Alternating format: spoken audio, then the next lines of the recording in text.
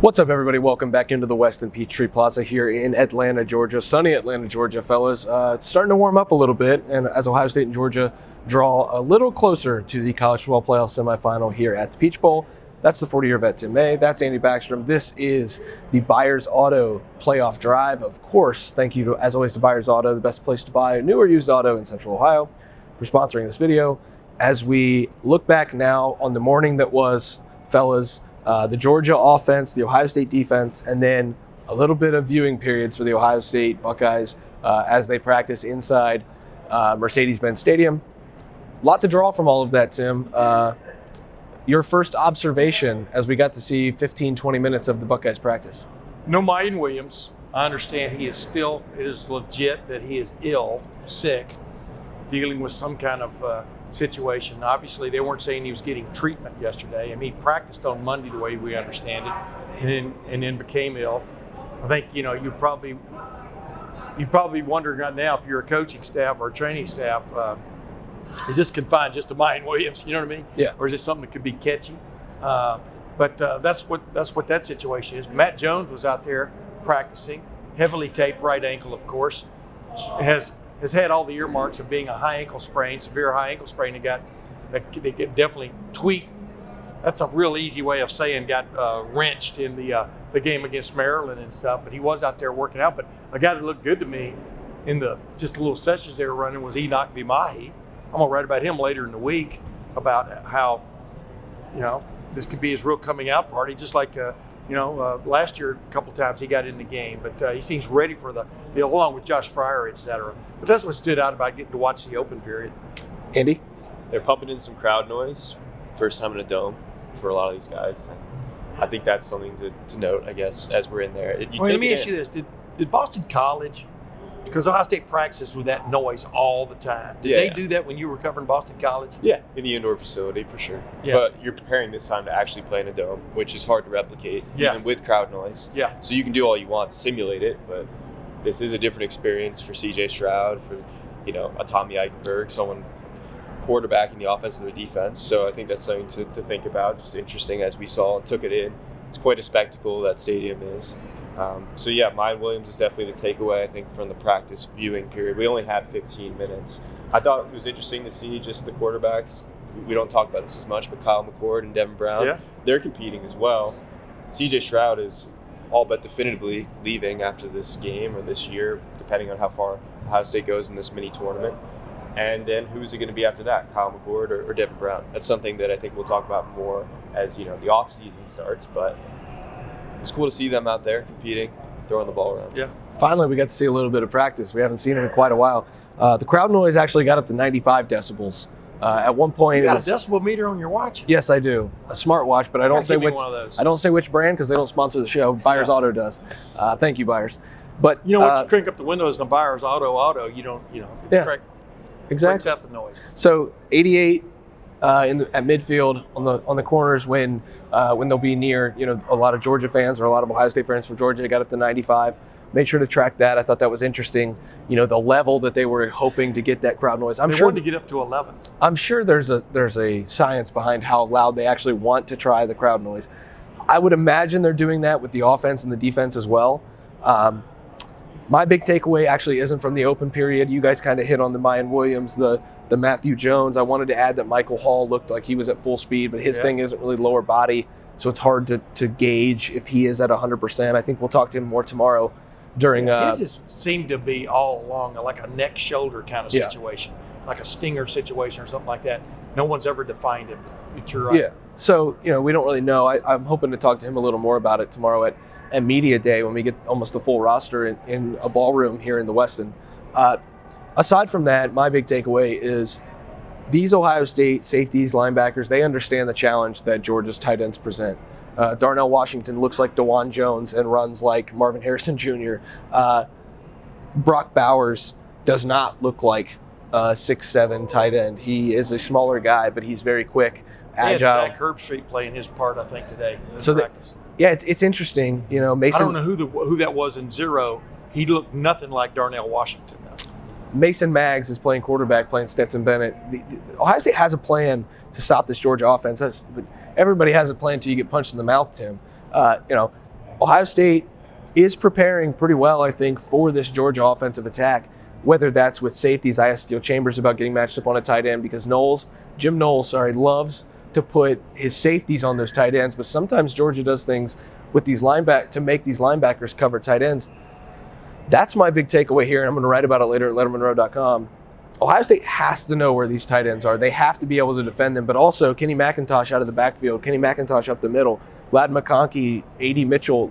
There is a lot of talent on this Georgia offense. Yes. Ohio State's got his hands full, and I think the Buckeyes certainly realize that, and they understand that they're going to have to execute at a very high level to match up to this Georgia offense. Yeah, they understand it. The other thing they also understand, and this is just too bad, when you live life and your last impression on somebody was, for Georgia, it was winning the SEC championship game and really throttling LSU. LSU did throw for over 500 yards in that game, which gives a lot of people hope about Ohio State and this passing attack, which I think is much better than LSU's. But that may be for tomorrow's vidcast, brought to you by Byers Auto. But nailed it. They're all getting tired of getting asked about Michigan. Yes. And what else are you going to ask them about? Like I was telling you guys, I'm going to write a story just about the last impression both of these defenses left on people. And the Georgia guys have been adamant on defense that they want to reestablish defense as a real thing, in college football, because most people talk about offense anymore. Ohio State, I thought, was trending in that direction until that last impression they left on you, giving up 355 yards or so on just 5 plays, all going for touchdowns. As we talked about with some of these Ohio State defensive players like Jack Sawyer and Tommy Eichenberg and even Jim Knowles and Steele Chambers, you take those 5 plays away and about 3 or 4 of those scrambles runs by J.J. McCarthy, and that's a pretty good defensive tape for Ohio State. But you can't do that. And that's why they feel like they are definitely going to be a factor in this game if they have eliminated what turned out to be pretty much an individual mistakes on all 5 of those plays in one form or fashion. An individual mistake, which cost them big, cost them a chance to play for the Big Ten championship, and cost them a chance to beat Michigan. It cost us a trip to Scottsdale, Tim. Well, maybe. You never know. They still, maybe. You never know. They might have been the number 1 seed if they had beaten Michigan. Who knows? The point is the committee really liked them. And I kept telling you all along, if Ohio State had its choice, it was going to come to the Peach Bowl. I still stand by that. What's here? Andy? I mean, I think we hear the same words over and over again since the Michigan game. We're playing aggressive now. Yeah. We're pissed off. You can talk all the talk. We won't know if it actually pans. You think you're upset. Right. So, but it's one of those things where it's like, I see that, I hear it, and that's all great to be encouraged about if you're a Ohio State fan. I think we still need to see it on the field for sure, because that was all the talk leading up to the Michigan game. It's not like there wasn't this toughness, rebranding that happened all last year. But can they stop the run, Yeah. And they did. Until they did until they didn't. Yeah, exactly. And then it looks like they absolutely did in the whole game, right, from the outsider perspective. That's what Jack Sawyer said. If you just look at the stats, yeah. Right. But it is a really, really interesting matchup because you get a Georgia team that, a lot of people compare to Michigan in certain ways. I thought it was interesting. Jack Sawyer actually said that Penn State reminded him of Georgia more than Michigan did, which, it's another team that... I kind of agree with that to a certain extent. It's an interesting assessment because all along people are like, oh, Georgia is the Michigan on steroids. I do think that what stuck out the most is what Spencer was talking about with the tight ends, just the packages they have, not only in the pass game, but also in the run game. Kenny McIntosh, Georgia running back, was talking about how great it is to run behind those guys, how much of an advantage it is, just their sheer size and their skill set too. I mean, Brock Bowers is basically a slot wide receiver in a tight end's body. Yeah. And so this is Darnell Washington, no offense, Spencer. Taller than that, Tim. Keep going. Well, yeah, he's that tall. And he's 280 or whatever. And he runs like the wind, 275, 280, runs like the wind. And, with Brock Bowers, like you're bringing up, they'll run these, what I call these mini jet sweeps with him, where he comes out of the flanker spot or something like that. I mean, they do so much with that guy. It's really incredible. So it comes back to, the times in Michigan game where it's just missed assignments. That was a miscommunication, missed assignments. Well, this is a game where you can't have any of that because they're going to move guys around. and you got to know where every single one of them is. And I'm really curious to see what the alignment is of this defense. Yeah, are you using the safeties on the tight ends? What are the linebackers doing? Because if you think about how many responsibilities the linebackers have right now, it's the running backs out of the backfield. Kenny McIntosh has like 37 receptions this season. That's something you got to worry about. Then defending the tight ends, you don't want to get caught in a situation where, you got Brock Bowers, Steel Chambers exposing a mismatch. You got to know where these guys are, and I think that's going to ultimately be the biggest thing. Are there misassignments? Because if there are, you're going to have a really hard time stopping Georgia. I completely agree. The other guy that I kind of like talking to about all this is Lathan Ransom. It wasn't just Steel Chambers. We talked a little bit. I asked Steel. I said, "Hey, Jim Knowles puts those tight ends. Likes to get the safeties on them." He said, "Well, that's part of our job too." And I think they understand that they're going to defend those running backs out of the backfield. Steel Chambers, especially. They're Alabama, for lack of better comparison, Alabama a couple years ago found a matchup where they had Devontae Smith like 2 or 3 different times on tough Borland, and the alignment was just that. Is that going to happen? I don't know. But Brock Bowers on Tommy Eichenberg. Tommy's really athletic, but I'm not sure that's a winning recipe for Ohio State. Darnell Washington on Steel Chambers. I'm not sure that's really the greatest thing for Ohio State. So the Buckeyes have to do so many different things to be able to match up well against this Georgia offense, and I think they can do it. But that game plan has to be so sound. I think Jim Knowles has earned, I thought the game plan was good against Michigan, a couple mistakes here or there as far as play calling goes, but I do think that Jim Knowles has done a good job this year of having good game plans, against Penn State tight ends. You say Penn State, now all I can think about is Penn State and Georgia and how that's probably a good comparison. It's kind of funny, Tim. Georgia is comparing Ohio State to Tennessee, and Ohio State's like, no, we're not that. And Ohio State's comparing Georgia to Penn State rather than Michigan.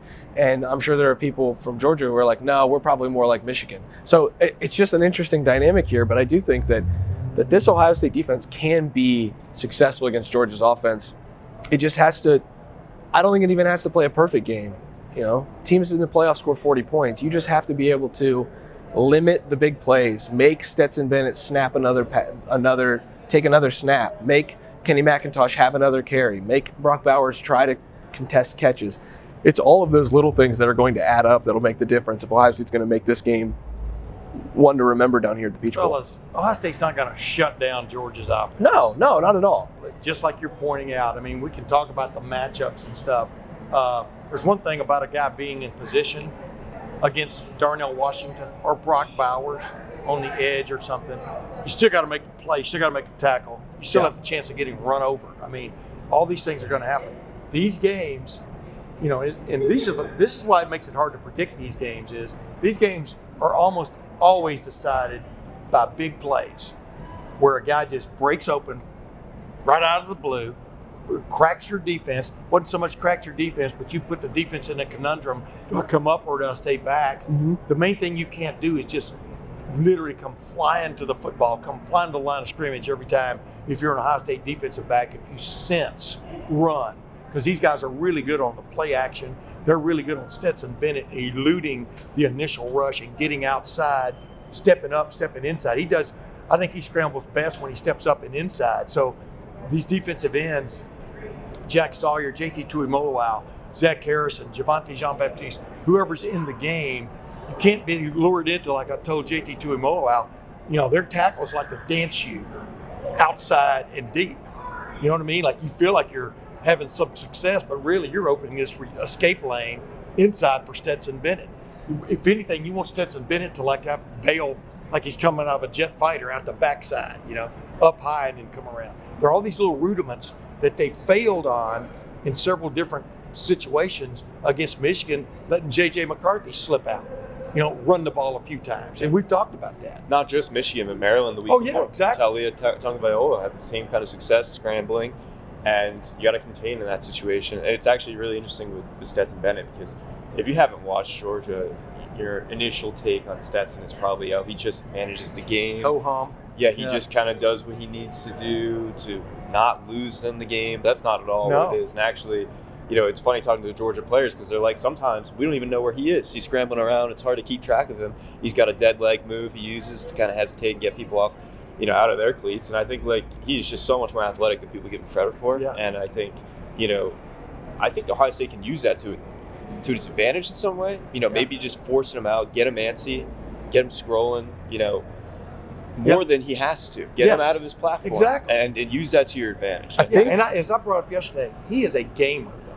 That's why it took him so long to establish himself, because he had to get into games to show that he's really good up here. Yeah. And he's really good. And he's got enough athletic ability, like you said, that limp leg he can throw at people, etc. He has enough athletic ability to keep plays alive. Is he Dan Marino?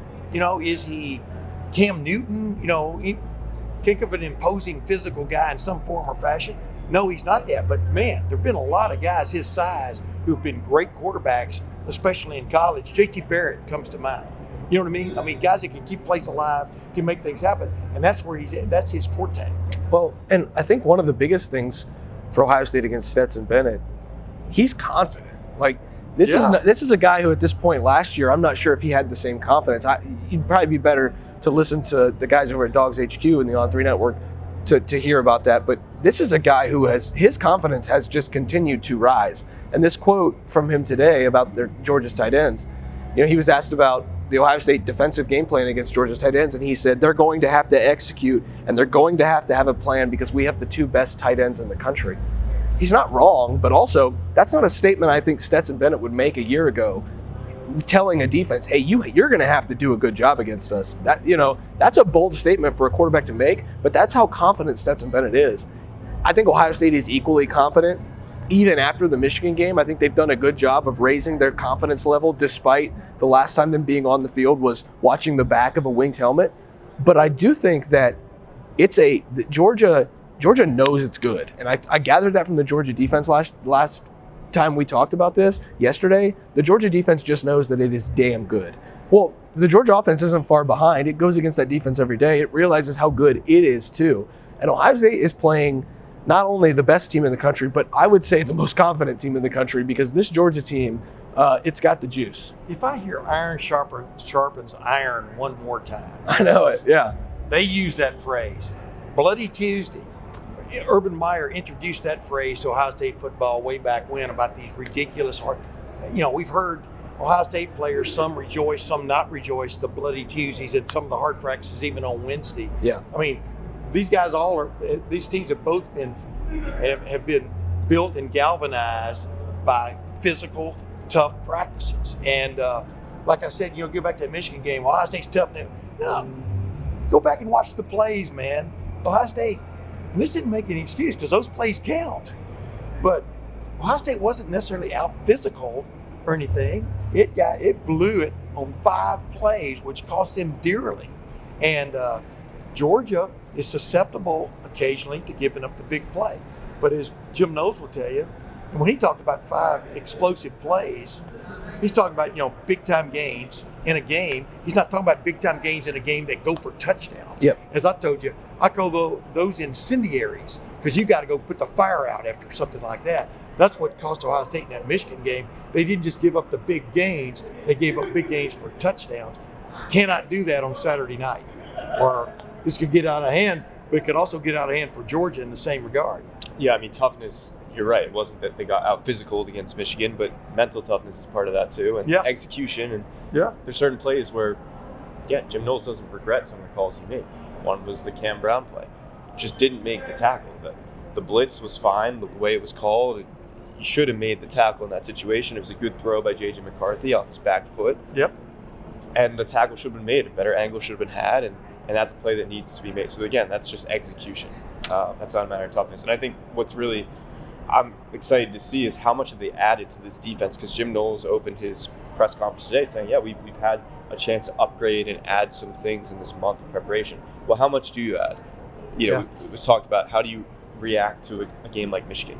You don't want to overreact, but you do want to fix things. So how much are they going to add schematically? What are we going to see formationally? And is it going to be too much or too little? Yeah, and I said to him near the end of his, when we had our little session with him, on the outside there, I said, the default excuse everybody's gone to is you were way too aggressive in that game.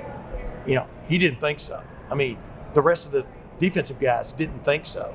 But when you have a guy put in a one-on-one situation, no matter how it ends up, no matter how that is evolved to that, he's got to just make the tackle or stay with the receiver, not let him get wide open like the one did down the middle. That was a huge mistake by that defender. Yeah. I think it was Cam Martinez. Well, it's okay to call his name out because everybody saw it. You know what I mean? And then you had Lathan Ransom. They ran into each other. The two Michigan receivers basically ran a mesh or ran a little cross there, right a little scissors route right in front of them. And Lathan kind of got jammed up and tried to stay with the guy, but didn't be. And boy, J.J. McCarthy spotted it, touchdown. You know what I mean? Those are the kind of things. Some are self-induced and some are not. Some are a good plan by the offense. But you give up 5 of those, and you're done for in a game like that. And they know that. And they weren't out physical in that game. But it is what it is. That was the last impression.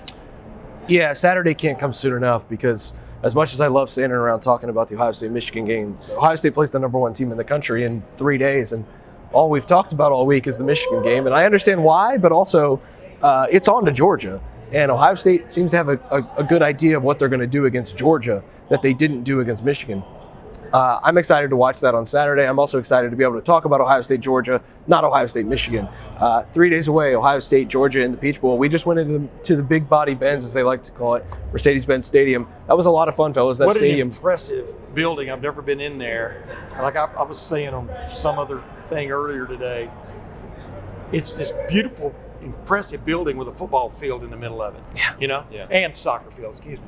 No, that's football. It's a football. It's a football stadium too. They can do whatever they got this big Art Deco, Archie soccer ball right outside the stadium. It's all sparkly and silver and stuff. So I think the soccer people consider it a soccer stadium.